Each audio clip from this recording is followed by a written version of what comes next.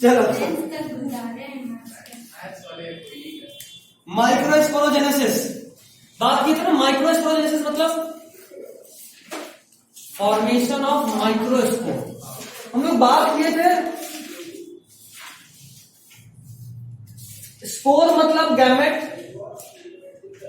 और अगर आप बात कर रहे हो माइक्रोस्पोर मतलब मेल गैमेट। अगर आप मेगास्पोर बोलते तो फीमेल गैमेट।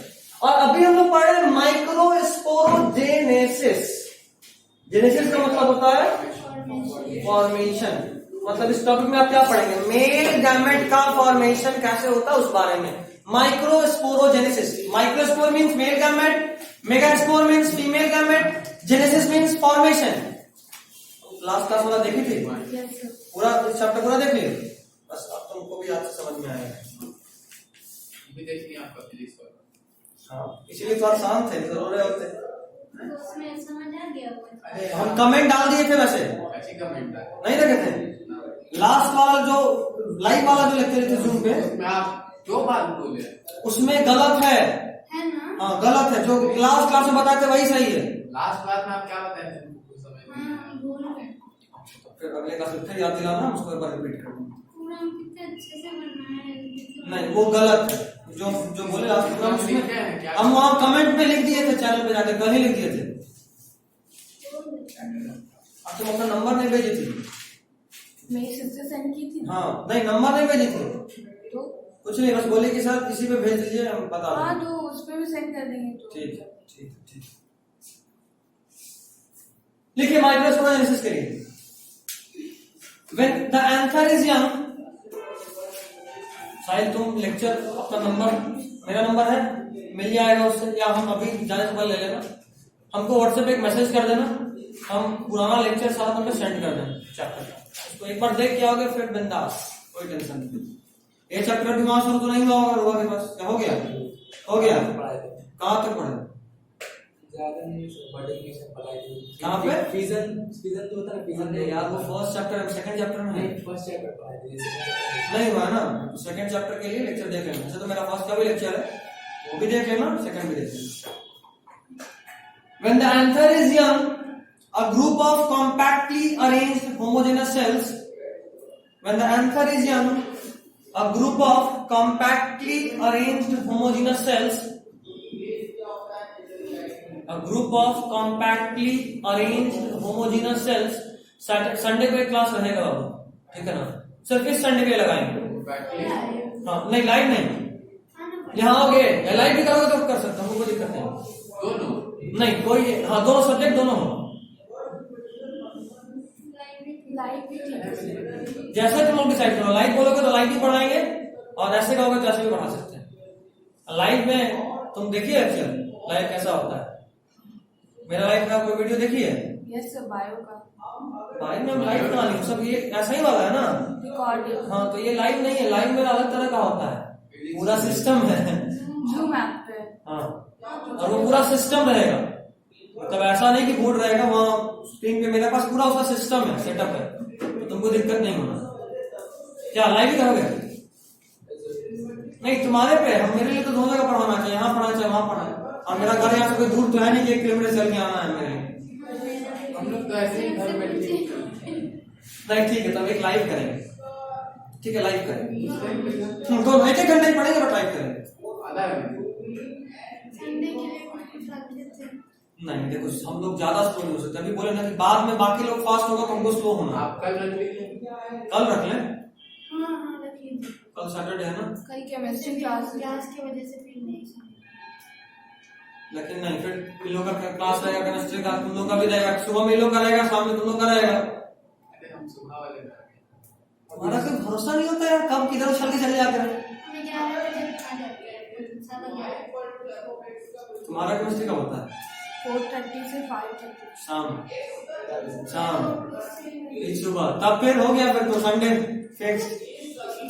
अभी संडे को और कोई क्लास नहीं आएगा, टेंशन नहीं लो, अभी सिर्फ हमें तुम लोग का फाइनल टाइम चेंज हम 7 को करेंगे। 7 बताए भी थे, 7 को फाइनल बता देंगे कि तुम लोग का क्या टाइमिंग होगा। When the anther is young, a group of compactly arranged homogeneous cells A group of compactly arranged homogeneous cells called sporogenous tissue. A group of compactly arranged homogeneous cells called sporogenous tissue occupies the center of microsporangium. Occupies the center of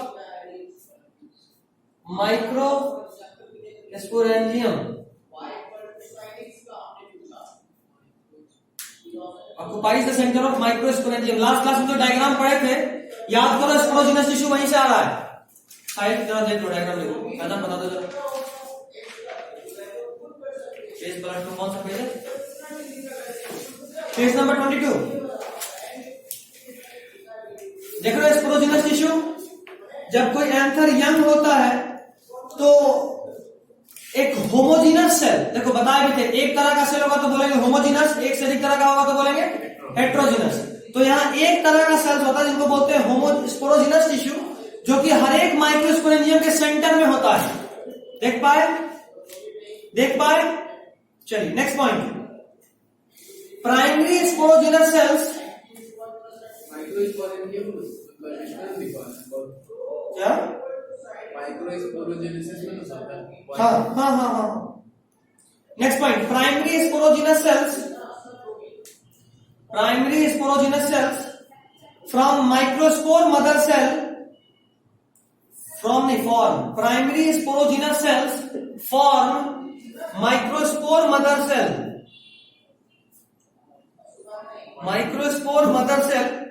inside the microsporangium.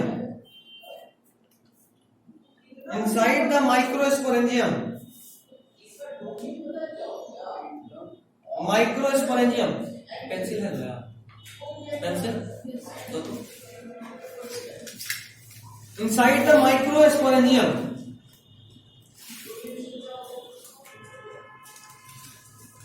इसका मतलब क्या कि सबसे पहले बात की कि microsporangium के अंदर स्पोरोजिनस टिश्यू होता है।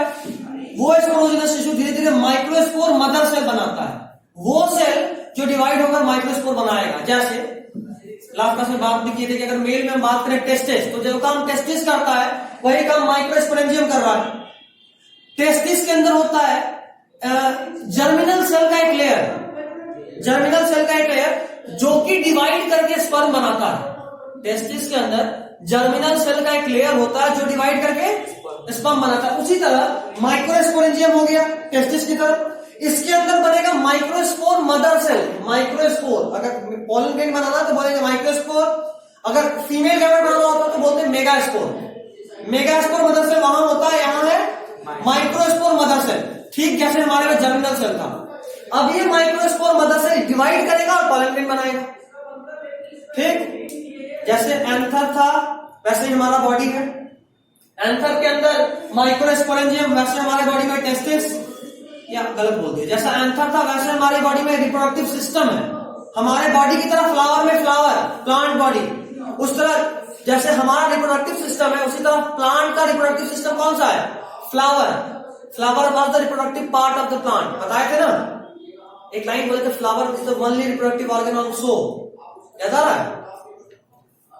याद आया, बहुत दिन बाद याद आया। खैर, तो जैसे नहीं लिखवाए नहीं थे, जैसा हमारा बॉडी वैसा ही प्लांट बॉडी, जैसा हमारे बॉडी में रिप्रोडक्टिव सिस्टम वैसे ही प्लांट में फ्लावर, जैसे हम अगर मेल के केस में बात करें तो जैसे हमारे में टेस्टिस वैसे ही प्लांट में एंथर, जैसे हमारे में टेस्टिस के अंदर होता है जर्मिनल सेल वैसे ही प्लांट में एंथर के अंदर होता है माइक्रोस्पोरेंजियम, और वही टेस्टिस का जो जर्मिनल सेल डिवाइड करके बनाता है स्पर्म, उसी तरह प्लांट में माइक्रोस्पोरेंजियम के अंदर होता है माइक्रोस्पोर मदर सेल और वो डिवाइड करके बनाता है पॉलन ग्रेन। क्लास चल रहा है, सब अपना बढ़िया तरह में घुसते जा रहे हैं। अब तो सब टाइट हो गए, सब नहीं हम टाइट हो गए। तुम लोग के रूप में नए थे, सोचे कि चलो को प्यार से समझाते हैं, लेकिन तुम लोग भी अलग ही तरह का सोच के आए थे ना, प्यार से तो समझेंगे ही नहीं, सुन के मानो।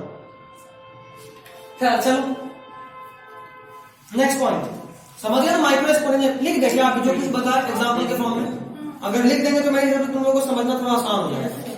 एक काम करो, ऐसे चार्ट के फॉर्म बना दो, ऐसा इस तरफ लिख लो ह्यूमन, इस तरफ लिख लो प्लांट। ये साइड वाइड में कहीं लिखा, नोट का पार्ट मत बनाना। ये हम तुमको ट्रिक के फॉर्म में समझा रहे हैं ताकि तुमको हमेशा समझ में आए। जैसे हमारे में बॉडी है वैसे ही इधर प्लांट का बॉडी है। जैसे हमारे में रिप्रोडक्टिव सिस्टम है वैसे ही प्लांट में फ्लावर है। फ्लावर प्लांट का रिप्रोडक्टिव ऑर्गन है। फ्लावर प्लांट का रिप्रोडक्टिव ऑर्गन है। अब हम रिप्रोडक्टिव में अगर मेल के केस में बात करें तो बोलेंगे मेल रिप्रोडक्टिव सिस्टम, क्योंकि फीमेल के केस में भी बात करना, बट फीमेल थोड़ा और कॉम्प्लेक्स है। फीमेल रिप्रोडक्टिव सिस्टम बहुत कॉम्प्लेक्स, इसलिए मेल का बात करना है ताकि आसानी से तुमको समझ में आए। यहाँ पे मेल फ्लावर के पार्ट का बात करें तो क्या बोलेंगे? एंथर। अब मेल रिप्रोडक्टिव सिस्टम में टेस्टिस होगा, यहां पे क्या होगा? माइक्रोस्पोरेंजियम। माइक्रोस्पोरेंजियम। टेस्टिस के अंदर होगा जर्मिनल सेल का लेयर। यहां पे होगा माइक्रोस्पोर मदर सेल। और सबसे अंदर में होता है टेस्टिस जर्मिनल सेल के बाद लास्ट में होगा यहां पे स्पर्म। और माइक्रोस्पोर वाले सेल पर डिवाइड करके यहां क्या बनाएगा? Pollen grain. अब आप इस कंपैरिजन पे चलना तो सब याद हो जाएगा। स्पोरोजेनस टिश्यू के अंदर ना हुआ माइक्रोस्पोरेंजियम। हाँ, बाद में वही डेवलप हो जाता है। हाँ, फ्लावर बिल्कुल, उसके अंदर मेल पार्ट और female part. Reproductive organ mainly यही है। हाँ, तो बोले तो इसके अंदर होता है मेल पार्ट और फीमेल पार्ट, बट वो जो नॉन रिप्रोडक्टिव पार्ट है एक्चुअली में वो इसको असिस्ट करने के लिए होता है।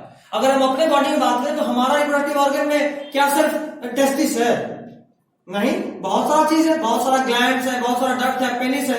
बट थोड़े ना पेनिस खुद ही कोई गैमेट बना रहा है, या मान लो सेमिनल वेसिकल या फिर कोई भी डक्ट का बात करें अगर हम, यूरेटर नहीं, इपिडिडाइमिस, हाँ, बल्बोयूरेथ्रल ग्लैंड या काउपर्स ग्लैंड।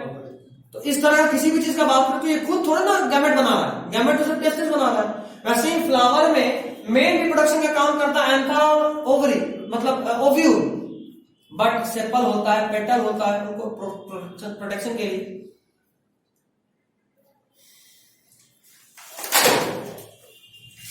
कट गया ना, इसीलिए गर्म हो गया। वहां का बात ही कुछ और था।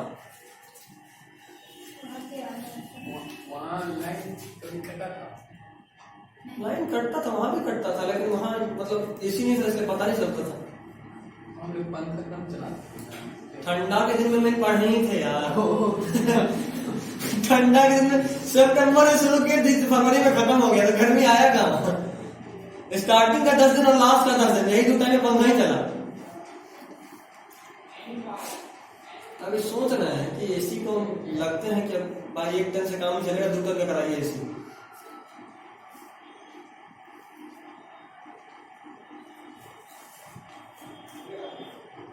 हो गया? ये सी वाला जो डायग्राम है उसमें माइक्रोस्पोरेंजियम मतलब हट गया। किसका डायग्राम है? सी। अच्छा, ये जो पॉलन जिसमें दिख रहा है उसके साइड का जो लेयर है ना, साइड का, वो सब माइक्रोस्पोरेंजियम का ही तो पार्ट है। माइक्रोस्पोरेंजियम एक्चुअली में कवर रहता है। माइक्रोस्पोरेंजियम एक्चुअली में वो साइट है जिसके अंदर माइक्रोस्पोर बने। जैसे हमारे बॉडी में टेस्टिस है, तो टेस्टिस के अंदर होता है जर्मिनल सेल और वो स्पर्म बनाता है। उसी तरह माइक्रोस्पोरेंजियम उसके अंदर वही उसी का कुछ सेल डिवाइड, जैसे टेस्टिस का ही कुछ सेल बनता है जर्मिनल सेल, उसी तरह माइक्रोस्पोरेंजियम का ही कुछ स्पेशल सेल्स कन्वर्ट हो जाएगा एमएमसी में। एमएमसी मतलब माइक्रोस्पोर मदर सेल, और ये बड़ा कंफ्यूजिंग टर्म है। माइक्रोस्पोर मदर सेल भी एमएमसी है और मेगास्पोर मदर सेल भी एमएमसी है। और क्वेश्चन में कई बार एमएमसी लिख देता है, तो वहां दिमाग का बत्ती जलाना और सोचना है कि मेल के केस में बात कर रहा है कि फीमेल के केस में, और तब डिसाइड करना कि माइक्रोस्पोर मदर सेल है या मेगास्पोर मदर सेल है। लिखता दोनों को एमएमसी ही है, ठीक है? ये भी टेंशन नहीं। कैसा है? सभी क्वेश्चन सेट करते ज्यादा अच्छा रहेगा, नहीं? क्लियर कर लेते नहीं? भरोसा उठ गया हम पे से, एक ही टेस्ट होगी उसी में भरोसा उठ गया।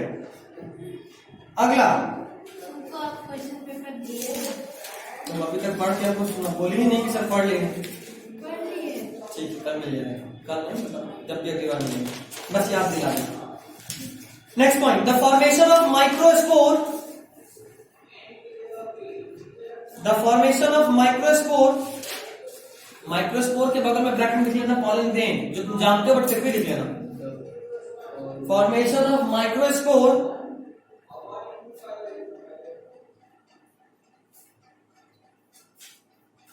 ब्रैकेट में pollen grain from pollen mother cell is called microsporogenesis. The formation of microspore bracket में pollen grain from pollen mother cell is called microsporogenesis. pollen mother cell actually में microspore mother cell को ही बोल रहे हैं। हाँ, pollen mother cell is called microsporogenesis.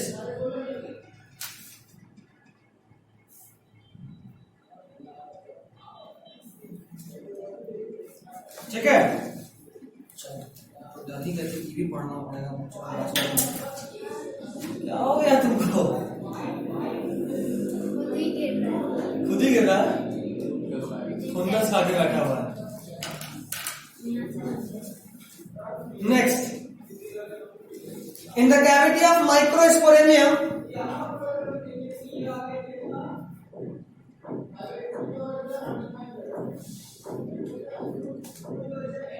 in the cavity of microsporangium, the microspore mother cell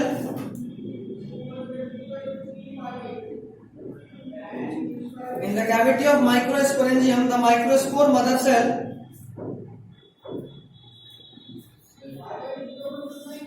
the microspore mother cell divide meiotically to produce pollen tetrad, divide meiotically to produce pollen tetrad,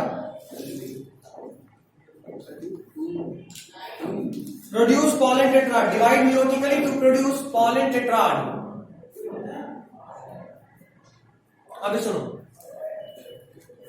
देखिए सब लोग, अब देखो, एक मान लो ये microspore mother cell है MMC, ये मियोसिस करेगा। देखो एमएमसी जो होता है ये 2n होता है, पता है नहीं पता है? नहीं पता तो लिख लो, ब्रैकेट में 2n लिख लो, बेहतर रहेगा।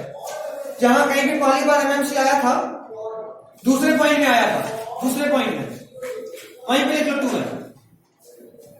दूसरा point, primary sporogenous cells of from microspore mother cell inside the microsporangium, लिख लिए बस। तो 2n लिख लो। देखो ये 2n है और लास्ट टू लास्ट क्लास में बताया था, मतलब हमको लगता है कि पहला या दूसरा क्लास में, कि पेरेंट का बॉडी कुछ भी हो, गैमेट हमेशा ही हैप्लॉइड होता है। तो जरा देखो ये 2n है और जो पॉलन ग्रेन बनना है इसको बनना है n, तो क्या करना होगा? माइटोसिस या मियोसिस? मियोसिस। और ये सब लोग जानते हो कि मियोसिस जब होता है तो एक सेल से कितना सेल बनता है? 4। हमारा बायोलॉजी फिजिक्स में तो जवाब दे रहे थे, फिजिक्स दिक्कत होगा, लेकिन बायोलॉजी में ज्यादा दिक्कत है। इसे बहुत बेसिक है साहिल, वही गलती कहीं नहीं हो जाए कि बाकी सब बेहतर और एक पेपर डुबा दे, ऐसा कभी नहीं करना। तुम एबिलिटी फिजिक्स जो संभाल ले रहा है उसमें दम तो होता है। केमिस्ट्री भी कैसा है, सोच समझ के बोलो ना, हमको केमिस्ट्री भी आता है, उसमें भी पूछ सकते हैं। अक्सर मेरे साथ ये होता है कि जब मैं क्लास लेते पूछते कहाँ पढ़ गया है, तो सोचता है कि तो बायोलॉजी का टीचर है, बोलेगा सर फिजिक्स पढ़ गया है, तो फंस जाता है। क्योंकि फिजिक्स हम सिर्फ सीनियर लेवल में पढ़ा रहे हैं, अंडरटेन में कहीं फिजिक्स नहीं पढ़ाते। अब एक आध बार मान लो किसी के साथ फिजिक्स में धोखा हो गया तो पूरे क्लास में हल्ला हो जाता है कि नहीं सर को फिजिक्स भी आता है, क्योंकि मैं सर केमिस्ट्री पढ़ गया है, वहां भी फंसता है। फिर सब शुरू करता है कि सर मैथ पढ़ गया है, कभी कभी वहां भी फंसता है। फिर आता है सर एसएसटी पढ़ गया है, वहां भी फंसता है। अभी लेटेस्ट बहुत साल, पूरा साल में धोखा होते होते फाइनली उसको पता चलता है कि उर्दू सर को नहीं आता है, क्या पढ़ गया है तो उर्दू तब बेचारा बच जाता है, उसमें पूरा साल लग जाता है ये जानने में। तुम वो काम मत करना, पहले तुमको बता दिए, आता है तभी, नहीं आता तो मेहनत करेंगे, क्या दिक्कत है? सीखना है, सीखने के लिए हमेशा रेडी।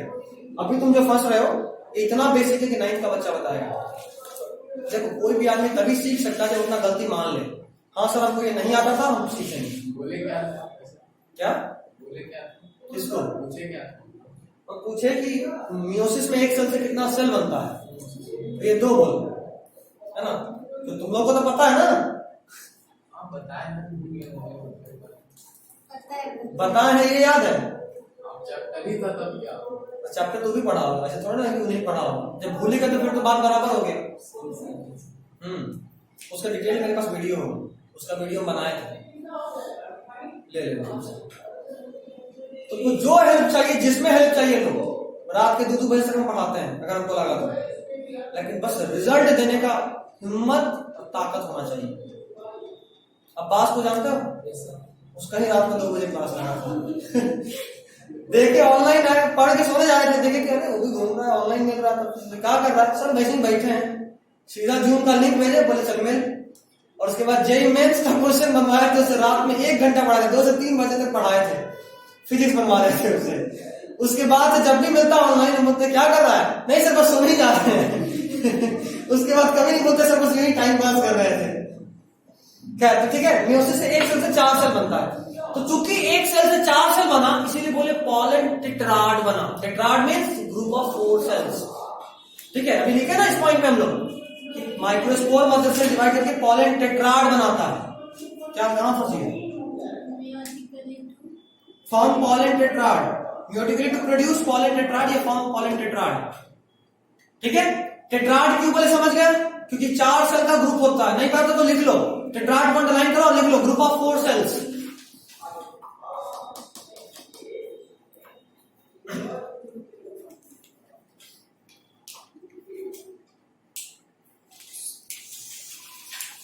अब सुनो, जो बता रहे हैं बस सुनो। ये पहले पूछता था, अब नहीं पूछेगा।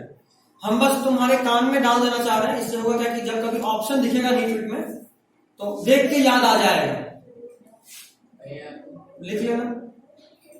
मन करे तो ऐसे अब नहीं पूछेगा नीट में। बोर्ड में तो कोई हालत में नहीं पूछेगा, नीट में भी अब पूछने के चांसेस ऑलमोस्ट 10%, 5% ऐसा हो गया, तो नहीं पूछेगा। मोनोकॉट और डाइकॉट में ये जो माइक्रोस्पोर मदर सेल होता है, इसकी डिवाइड करने का तरीका अलग अलग है। देखो 4 सेल बनना है, कैसे बनता होगा 4 सेल? ये 1 सेल था, ये डिवाइड किया 2 सेल। एक्चुअली में जब सेल डिवीजन होता है तो पहले न्यूक्लियस डिवाइड करता है, उसके बाद होता है साइटोकाइनेसिस, 2 अलग अलग सेल बना और ये फिर डिवाइड करेगा। तो शुरू किए थे 1 सेल से और फाइनली बना कितना? 4 सेल। अगर ये मोनोकॉट है, अगर ये मोनोकॉट है तो इसमें जो डिवाइड होता है, सॉरी जो डिवीजन होता है, उसको बोलते हैं सक्सेसिव टाइम। ये याद नहीं रखना, हम भी भूल रहे हैं। सक्सेसिव टाइम, ठीक है, कंफर्म हो गया। इसको बोलते हैं सक्सेसिव टाइम। नहीं आ गया, ठीक है। तो उसमें क्या होता है, आगे आ गया, उधर जल गया, उधर भी चल जाएगा। उधर नहीं, वहां देखो, तो पहले देखा करो, वहां लाइन आता है, पहले उसको स्टेबल करता है और फिर वो एसी तक पहुंचता है। खैर, तो सबसे पहले स्टार्ट हुआ था कहां से? यहां पे स्टार्ट हुआ, डिवाइड किया कायदे से। इसके बाद साइटोकाइनेसिस होना था और फिर ये होना था, लेकिन ऐसा नहीं होता मोनोकॉट में। साइटोकाइनेसिस बीच में होता ही नहीं। पहले 1 सेल का न्यूक्लियस डिवाइड करके 2 न्यूक्लियस बना, फिर वो 2 न्यूक्लियस बिना साइटोकाइनेसिस के तुरंत डिवाइड करके 4 बनेगा और फिर चारों में एक साथ साइटोकाइनेसिस होगा। ये मोनोकॉट में होता है, ठीक है। और डाइकॉट में जैसे नॉर्मल होता है वैसे होता है। पहले 1 सेल डिवाइड किया 2 न्यूक्लियस में, दोनों न्यूक्लियस में सेल साइटोकाइनेसिस हुआ तो 2 सेल बन गया, फिर से डिवाइड होगा तो 2 और बना देगा, तो टोटल 4 होगा। वो एक से सीधा जुड़ा मोनोकॉट ना, हाँ, बीच में ये यहाँ पे सेल बनता ही नहीं, साइटोकाइनेसिस होता ही नहीं, इसीलिए उसको बोलते हैं सक्सेसिव। और डाइकॉट वाले को बोलते हैं साइमल्टेनियस। एक बार तो होता है ना, लास्ट में एक साथ होता है, यहां नहीं होता। नहीं, ये दोनों सेल नहीं बनता, न्यूक्लियस रह जाता है। 1 सेल था, इसका न्यूक्लियस डिवाइड किया। एक्चुअली में क्या होता है, अगर सेल साइकिल याद करो तो ऐसा न्यूक्लियस था, उसके बाद ये न्यूक्लियस कुछ ऐसा एक्सटेंड करेगा, फिर ऐसे डिवाइड करेगा और फिर साइटोकाइनेसिस होगा तो 2 सेल बनेगा। तो इसके बाद ये 2 सेल नहीं बनता, ये इसके बाद तुरंत क्या होगा, ऐसा हो जाएगा। देखो, ये वाला न्यूक्लियस भी डिवाइड करेगा, ये वाला न्यूक्लियस भी डिवाइड करेगा और उसके बाद फिर देखो ऐसा है 1 2 3 और 4 और फिर चारों एक साथ 4 सेल बनेगा। Monocot.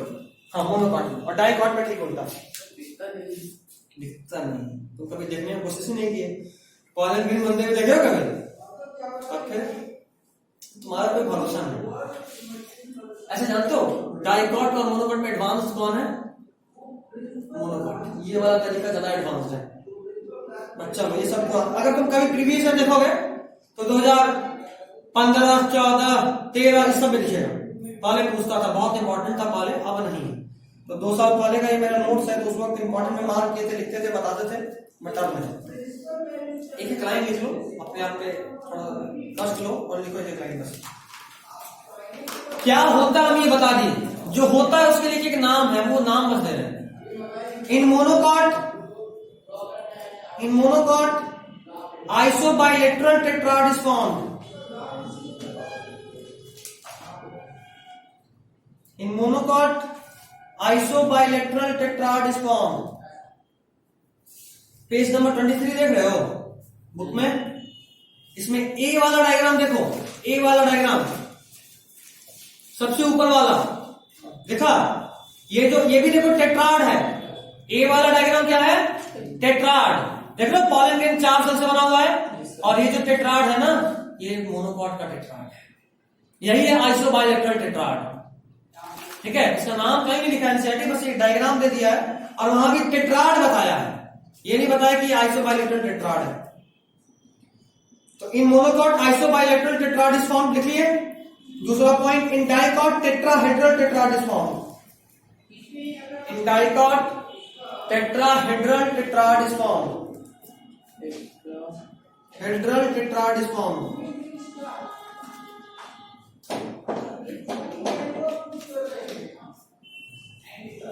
In dicot, tetrahedral tetrad is formed. चलो नेक्स्ट सेटिंग डालो, pollen grain।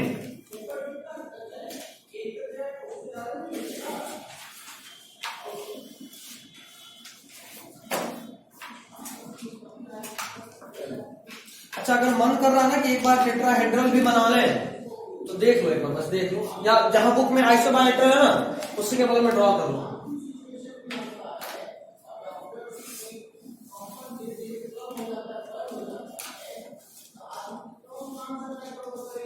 देखो 3 सामने में है और चौथा वाला इसके पीछे में होगा। उस वाले केस में, इसके पहले वाले में ऐसा था, चारों एक साथ था। देख लो एक साथ सेल डिवीजन, तो चारों एक साथ बना। डाइकॉट के केस में बोले कि यहीं पे 2 सेल डिवीजन हो गया और 2 इधर हुआ, तो 3 आगे है और एक पीछे है। ये जो डॉटेड लाइन से दिखा रहे हैं वो एक पीछे में है। ऐसा होता है क्या? डाइकॉट में, हाँ बिल्कुल। लास्ट स्टेज होता है ये। क्या? हाँ फाइनल जब बन गया फाइनल तो ऐसा दिखेगा। जल्दी से पॉलन ग्रेन के बारे में कुछ लिखते हैं कि आराम से लिखेंगे। संडे को लंबा है यार, आधा पे छोड़ना नहीं चाहते। संडे को मेल खत्म करेगा मैं तो आज के लिए। चलिए भाग दौड़ से आराम ही